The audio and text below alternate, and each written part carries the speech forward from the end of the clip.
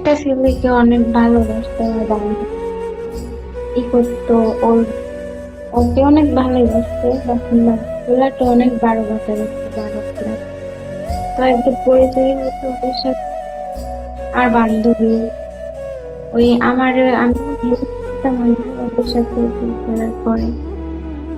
ওই আমার জীবনটা একেবারে নষ্ট করে দিচ্ছে।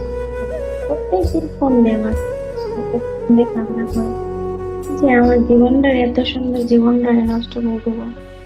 জীবনটা মানে এত এত এত সুন্দর জীবনটা, মানে পোলারে কেমনে পারে একটা মায়ের জীবন নিয়ে খেলতে পারে, মানে একটা কোনো কিছু কি ওদের এতে যায় না যে একটা মায়ের মহব্বত পাই, ওদের বিয়ে হয়েছিল কিছু না। বিয়ে হয়েছিল এক সপ্তাহ যায় না ভাই, সংসারে এক সপ্তাহ, সংসারে এক সপ্তাহ ওর আব্বু আম্মু মানে বিবাহিত। তারপরে ওই তো বাচ্চা হয়েছে, বিবাহিত মানে বিবাহিত মেয়ে একটা অন্য হইতে ছেলে বিয়ে করেছে। বিয়ে করার পর ওই ছেলে যখন ঘটনা করেছিল জানতো, পরে কদিন পরে ওই মেয়েটাকে চাকরির জন্য হচ্ছে ঢাকা দিয়ে পাঠালো। ঢাকাতে না যাইতে যাইতে খবর আসলো যে তোমার যে ছেলে বানিয়েছে ও বিবাহিত একটা বাচ্চা।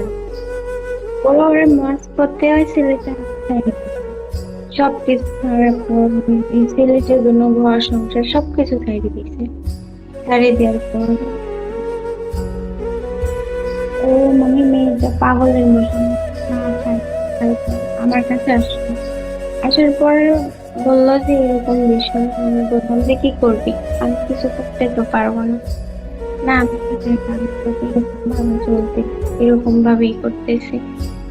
ওর অনেক কান্নাকাটি করছে, পুরো পাগল হয়ে গেছে ভাই। যে মেয়ে নাকি পর্দা ছাড়া বাসা থেকে বাইরে হতো না, সেই মেয়েটা দুনিয়ার বেডারে যা না খায় তা সব ফেলে খাইতো, মানে গাঁজা থেকে শুরু করে সব খাইতো। তো ওগুলা খাওয়ার পর কয় মাস যাওয়ার পরে আমি বললাম যে ওগুলো আমার পরে এগুলো করার পর মানে মানে নিয়ে তো খাই, ঠিক আছে চলবে। এইটুকু, মানে অনেক কথা, এত কথা বলতে পারবো না, আমি শেষ।